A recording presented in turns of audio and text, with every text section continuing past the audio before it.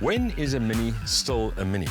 That's a question that's been asked ever since BMW took over the British brand and started building cars that were a lot bigger and fancier than the original. But this is the new Countryman, and it is the biggest Mini yet. It's also the most versatile. But the question is whether it maximizes the Mini experience. I suppose it depends on what people expect of a Mini. To me, the badge still evokes images of a small, sporty, agile machine with a strong streak of individuality and a real talent for driving fun. In other words, the antithesis to the Countryman's expanded dimensions and portly curb mass. However, BMW is clearly intent on extending the Mini brand's reach, and while it's got rid of niche models like the Coupe and the Roadster, it wants to attract a larger, more mainstream audience to the nameplate with derivatives that are, yes, you guessed it, bigger and more flexible. The new Countryman is bolder and more pugnacious than its predecessor, but it's also significantly larger. In fact, in length it's grown by 20 centimetres. It's also 3 centimetres wider, 13 millimetres taller, and even the wheelbase has grown by 7.5 centimetres. As far as ground clearance, an extra 25 millimetres means that this car actually looks more compact SUV than hatchback. Mini is keen to promote the Countryman's extended SUV-style capabilities, and the exterior treatment confirms this. The roof rails, for instance, are much more prominent than before, while scuff plates at the front and rear, as well as along the sides, suggest a measure of go-anywhere talent. That said, don't take those cosmetic embellishments too seriously. The 165mm ride height is generous by road car standards, but it doesn't turn the Countryman into an all-terrainer.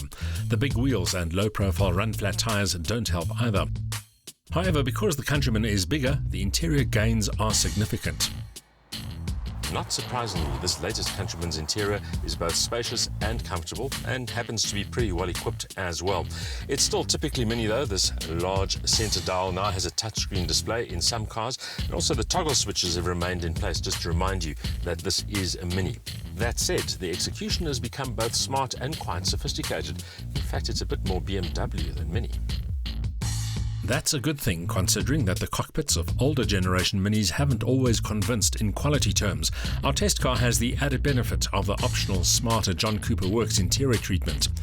The gains in practicality are substantial, with plenty of space at the rear and a boot that can actually swallow more than a cake tin and a handful of cupcakes.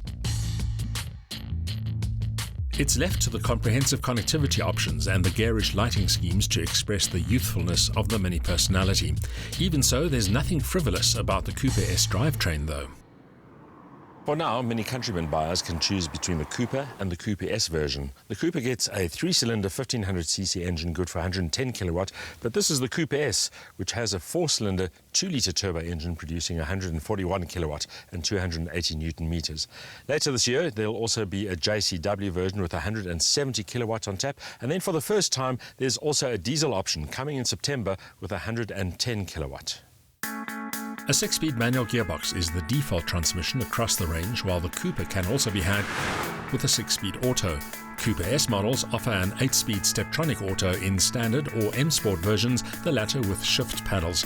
All Countryman models are front-wheel drive, but the upcoming JCW will have all-wheel drive as standard. The Coupe S, as tested here, may not be as hardcore as the JCW, but it has ample urge, and the selectable driving modes add extra zest. Select Sport mode and you get crisper steering and sharper throttle response, as well as a more virile exhaust note. The optional dynamic damper control adds tautier damping rates to the Sport mode. Best of all, those extra centimetres don't get in the way of the Countryman's dynamic talents. On the move, the Countryman doesn't feel nearly as big as it looks. In fact, it's still an agile and wieldy car. 0 to 100 comes up in 7.4 seconds, which is brisk, but not quite in the hot hatch league. Top speed 224 kilometers an hour. If you want to go any faster than that, you'll have to wait for the JCW version. The steering feels better weighted than before, while the chassis always seems to be up to the task, even when caning the car through the twisties. That raised ride height never gets in the way of driver feedback, and in fact, the harder you drive the Coupe S Countryman, the better it gets.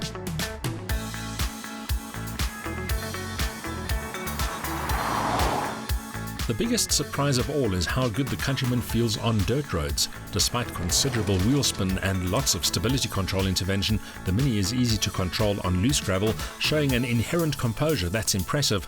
The suspension setup is responsive but never unforgiving.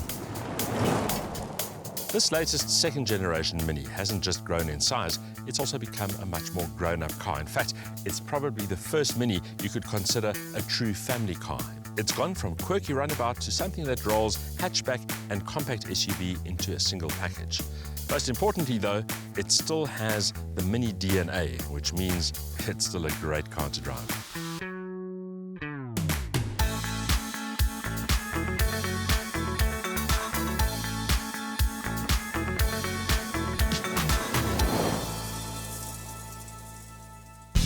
A 2-litre turbo seems no more than adequate to hustle along the new Coupe S Countryman, but while it's no hot hatch, the urge on offer is enough to make for an entertaining drive.